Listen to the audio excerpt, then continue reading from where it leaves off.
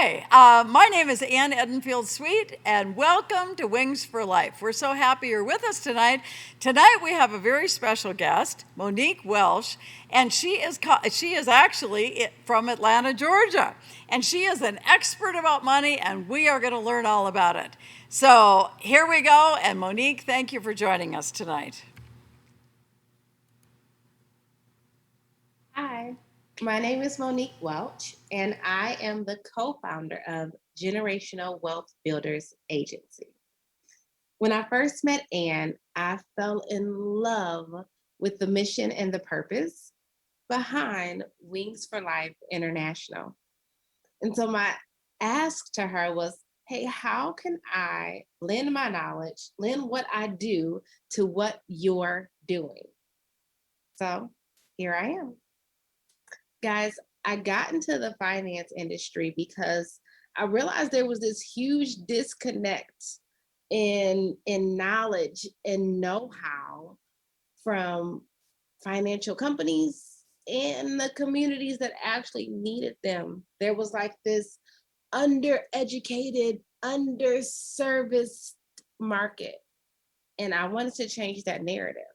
I got tired of GoFundMe being popular for all the wrong reasons and people thinking that the lottery was a retirement plan and just flat out people not knowing better to be able to do better.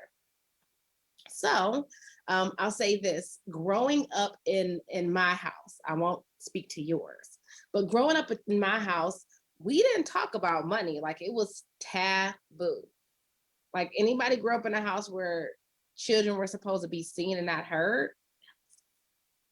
And so at the kitchen table, if we got to the kitchen table and ate together, I would not dare ask my mother how much she made, how much stuff cost, or why we couldn't afford something because I wanted to keep my smile.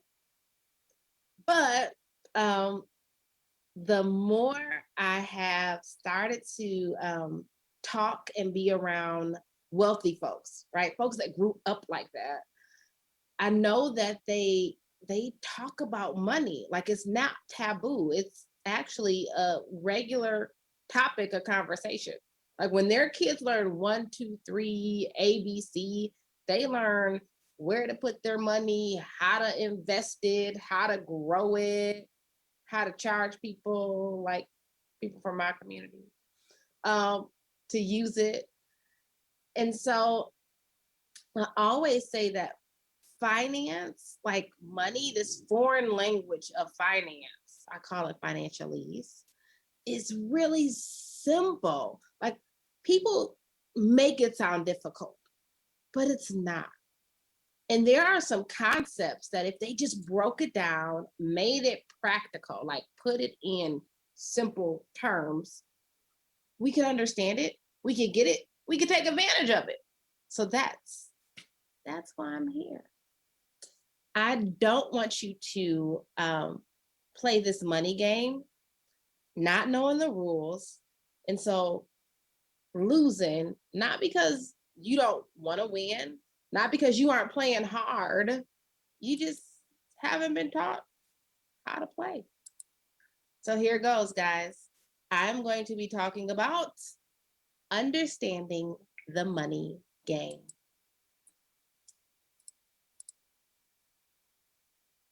Guys, there are rules to this thing.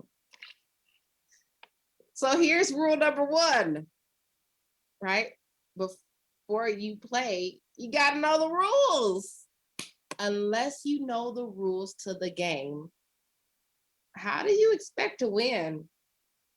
And so we get out here and we're winging it. Like if you want to get physically fit, you like get a physical trainer or you go to the gym. If you want to get spiritually fit, like get right with whatever that looks like to you, you like get some kind of guru or advisor. But when you want to get your money together, nobody is really talking about it. Nobody's teaching it. And so you're winging it. And that, how's that worked out up to this point? And the truth of the matter is, you can't cheat your way through the money game. Like the financial institutions, the banks, the people holding the purse strings, they've got set rules and restrictions in place. Like you got to fill out the application the right way. You got to have a certain amount of assets and the job and the credit score and some of these things you just can't get around. So you got to know how to actually do it the right way. Now, when I think about money, I think about money like it's a person. And in this instance, I think about money like it's a player in your game. Now, here's the question. Is that player a teammate? Is that person on your team? Or an opponent? Is it on the opposite team playing against you? It either works for you, with you, or against you. So then here's the next question. Are you playing defense or offense? And here's the thing. Offense, right? We've seen it on a football field. We've seen it on a basketball court. We know what that looks like. Offense means that you're being proactive. You are avoiding the issues. You're actually moving in the right direction, right? You're the person with the ball in your hand. But then defense is reactive, which means you are responding to an action. You're trying to fix an issue after it's happened, opposed to keeping it from happening, which means you've overspent again. You didn't budget or plan properly. You got a non-sufficient charge that is pending. And you're like, before they take the money, I still need the money. So can I get to the bank fast enough to take it out or move it over? And typically that doesn't really work well. So then here's the next question. Are you playing to win the game? Or are you just playing to score? What do I mean by that? Okay, so if you're just playing to score, that means you're spending money on things that just look good or feel good. It means that really you got attention. It was short lived. You got a raw reaction. But how many people have seen like a team that's been up in the first quarter, but because they didn't really have a game plan or they didn't understand the other team, they lost. Like it looked like they were winning. They were scoring, but they didn't have a plan to sustain it, like to keep going and actually win the game. Here's what winning the money game looks like. You're saving money to pay bills. You're saving money to invest in things that will matter in the future. Like not the cute handbag or the purse that'll probably be out of season next season, but the bills, the down payment on a car, the down payment on a new apartment, something that'll actually give you a longer satisfaction to enjoy it and reap the benefits. Here's the last thing. If money is a person, just, go with me on this. Money will treat you like you treat it. So if you disrespect it, it will disrespect you.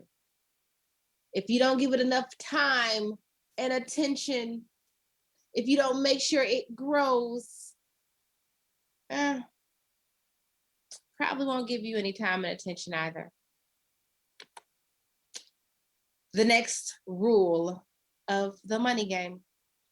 You can't level up without collecting resources along the way.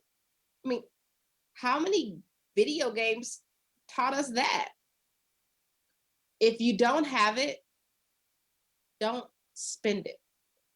Here's what spending what you don't have looks like. It means dipping into your savings, which, you know, that means that you're spending it all today. You won't have it tomorrow. And if you are living paycheck to paycheck, well, what happens when the paychecks don't come? Like, even a squirrel knows you got to save up for the winter. Um, Borrowing from others. Here's the thing about borrowing from others. You could only do that so many times without paying them back on time. Like you could only get that grace period so many times. But like, how many of us have let somebody borrow money, not gotten it back, and been like, okay, never again? Because then your money like has a smell on it. Like when you lent them that $5, they were happy about it. But then when you wanted it back, they were like, here goes your little funky $5. And you're like, since when did my money stink? Using credit. Here's the thing about credit. There is this like vicious credit circle that you just can't get out of. It's a cycle. It never ends because they charge you to borrow the money. And it almost always costs you more in the long run.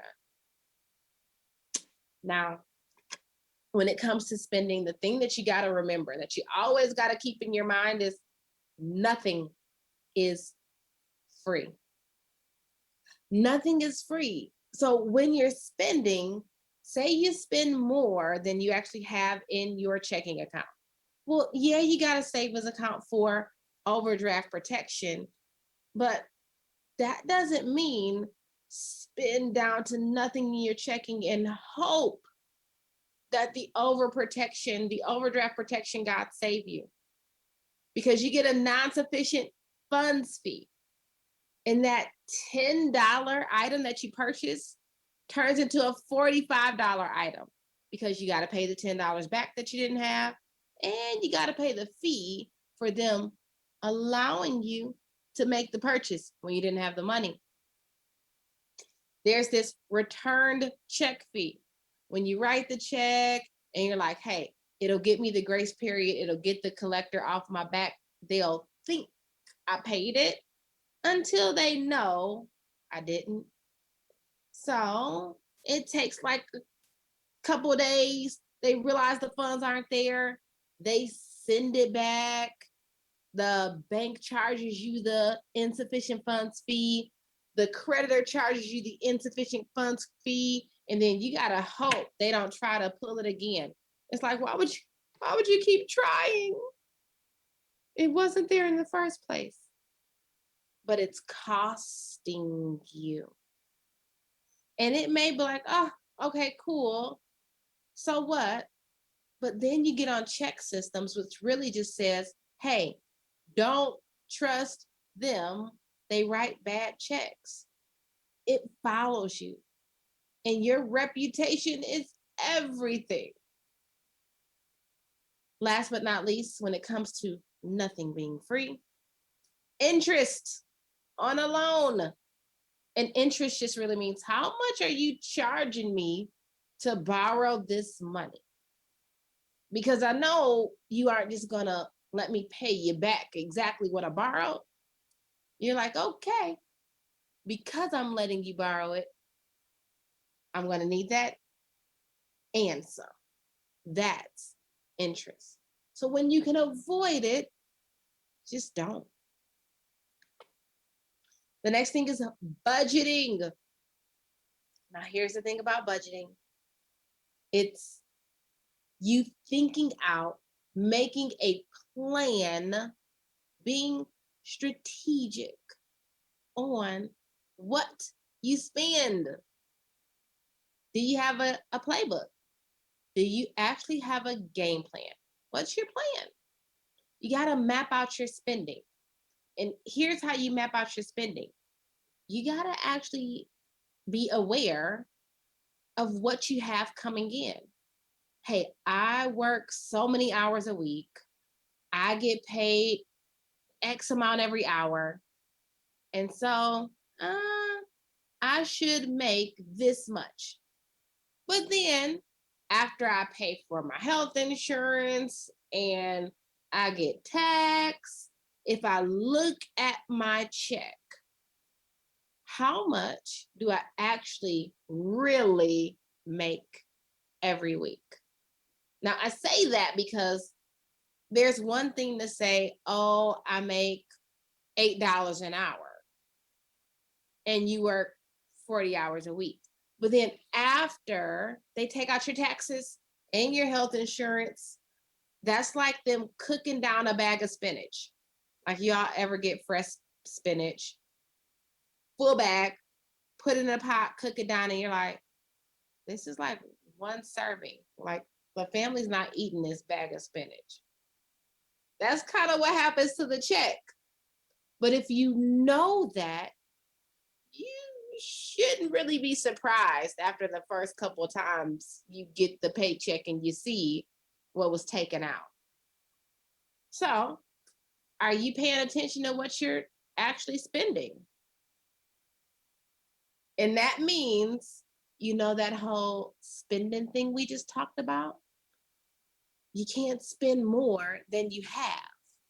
And the best way to do that is to actually know what you're going to spend your money on, opposed to just saying, oh, looks like it's still $10 there. Let me spend it. Because you don't know what's pending or what's waiting to come out.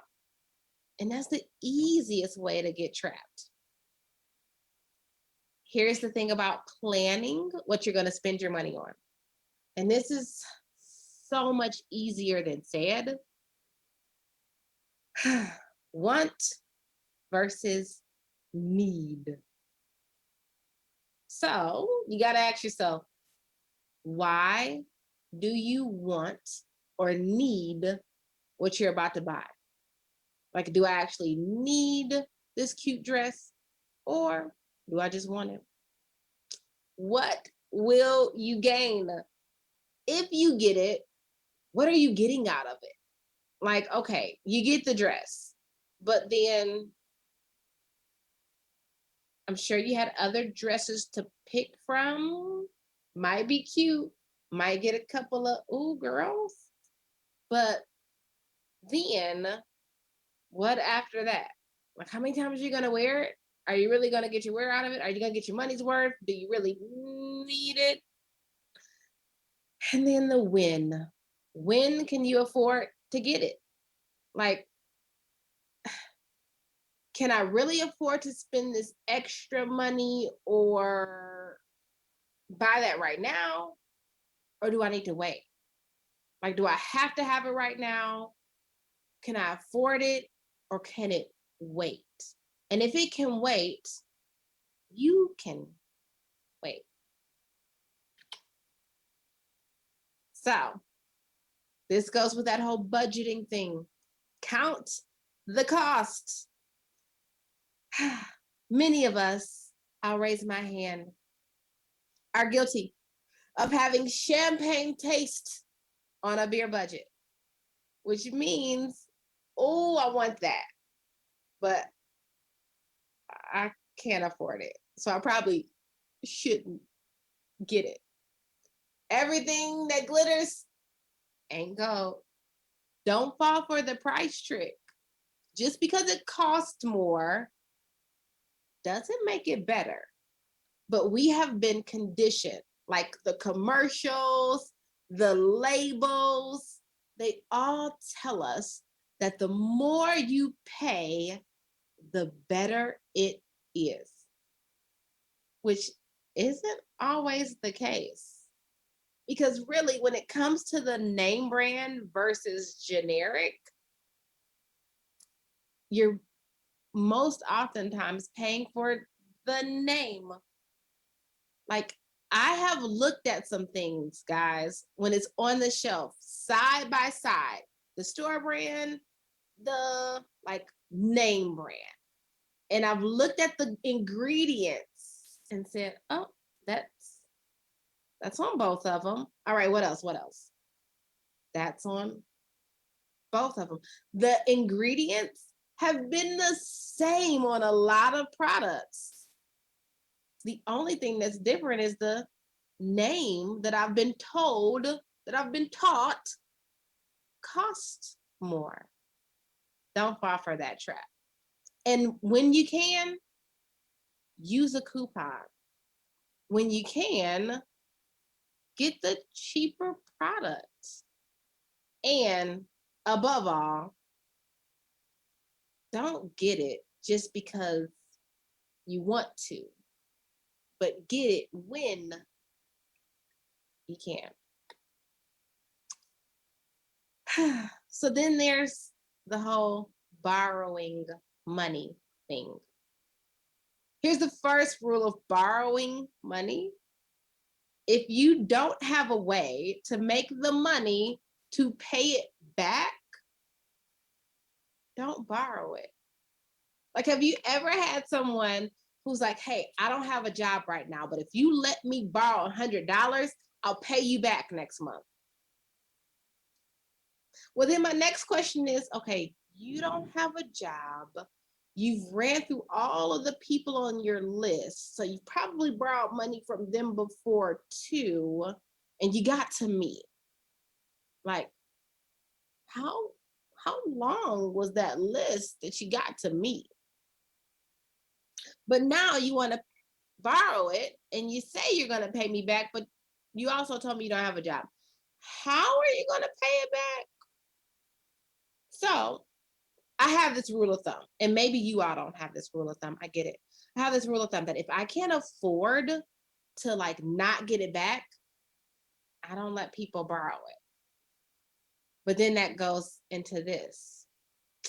In order to get credit, in order to get approved for a loan at the bank or an auto loan or a credit card or a house, ultimately, you got to prove that you're able to handle credit. Like, you have to prove that you're credible. So, you know, those little cards that they'll give you that have a very low balance on it? You're like, why is this balance so low on the card? Well, they're testing you. They're trying to see if they can trust you. Can I trust you to watch this money? It'll be there when I get back. When you pay me back on time, you pay me back on time. Oh, I'll increase your limit. You got to keep showing that they can trust you before they extend you more.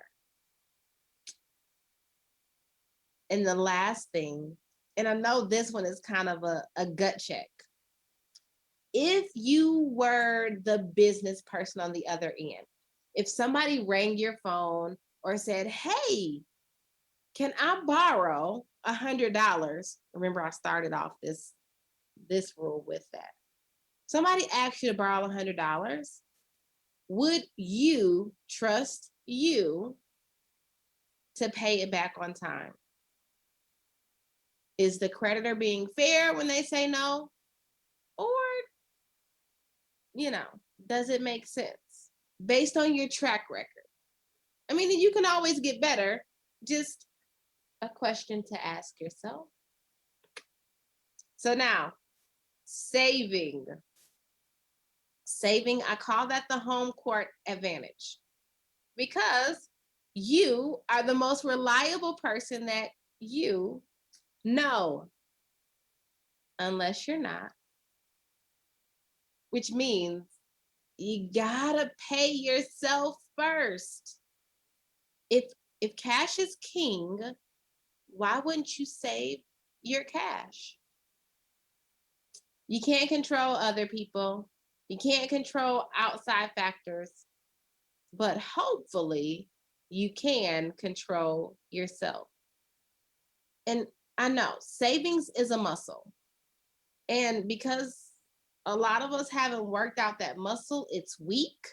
And so it's like going into the gym and expecting you to lift a lot of weights. And I don't expect that. I know that you got to crawl before you walk. So, first, I just want you to start going to the gym, period. Get a little comfortable, start to do some aerobics, start to pick up the 10 pounders before you go over to the weights and start trying to lift hundreds of pounds. Start to save a little, get comfortable. Maybe it's $10 a paycheck, maybe it's $20 a month, whatever that comfortable amount is that you won't miss it, that you could actually, miss the fast food or the coffee or the outing, those things that won't really get you anything in the future that you'll be like, what did I do with that $100? Hold off. I promise if you start to store it up, it will give you such a big return in the future. Then you'll actually be able to do some things that you've wanted to do that you haven't quite been able to because the money wasn't there. Stop spending it. Have a savings account, have a purpose behind it. Put a label on it. Hey, I'm saving this for that vacation. I'm saving this for the down payment on the car. I'm saving this for Christmas. So then you don't have to figure out where am I getting it from and scramble with stress when you push it to the limit. Last but not least, don't break the piggy bank open. Hey, I remember when I was a kid, I had one of those little porcelain piggy banks. And, at first I didn't know. So I was just dropping money in it. But then I realized if I cracked it a little bit at the bottom, I can get to it when I wanted it. Now, I knew that. My mom didn't know that. So she was just like putting coins in there, sometimes dollar bills in there. And when I heard like the ice cream truck or I wanted to go to the corner store, I just like jimmy a little butter knife in there and get the money out. I think it came to the time where I was supposed to take this money to like the actual bank. And my mom was like, get your piggy bank. It was like almost empty. She was like, where did all the money go? I had found a way to get the money out of there when I wanted it, not when I needed it. And really, I end up cheating myself. That's what you do when you take money out of the savings account. Which brings me to my last rule. Go figure. You can't cheat the game. Now, I remember Nintendo. I know I just aged myself. But you know how you could like put in a cheat code and win the game or get to the big boss? And it was like, oh, you won, but you didn't really have the joy or the challenge of doing it on your own. Now, I don't really know that I necessarily got that as a kid. I was just happy that I had a cheat code and I made it easy. But in life, in most things, and especially when it comes to finances and money, cheat codes don't work because monopoly money doesn't work in the real world. Like, you can only borrow from creditors for so long before the collections start coming and nobody else will lend you money and your credit score is so bad that you can't take advantage of other items you really want. And I don't think it really catches up to us till in the future we go to get the house or the apartment or the cell phone or you get it. And we're like, oh, you can choose your actions, but you can't choose the consequences. You can choose to write the check and know that it'll bounce, but then you can't choose being on check systems and not being able to open up an account when you need to get direct deposits from your new job. You can't choose going to apply for a new apartment and saying, hey, did you get evicted before? Or do you still owe a landlord? You can't choose the consequences from the makers of the rules because it happens. And last but not least, if you do happen to get away with some of the cheats, right? Some of the cheat codes, it's a short-lived victory. You will have won the battle and lost the war. Because ultimately, the battleship sinks when there's so many holes in it. Now, guys, I know that was really simple in nature, or at least I hope it was, because there are some really basic concepts that sometimes seem big or out of reach or hard to understand. But the truth of the matter is, hopefully, when you know better, you do better. With that being said, I know there are probably some questions. Hopefully, there are some questions. But more than anything, hopefully, there were some like ahas or some moments where it made sense and it was clear. If so, I always say I can't unteach you what I've taught you. So if I taught you anything, I left you better than I found you. And that's my whole goal.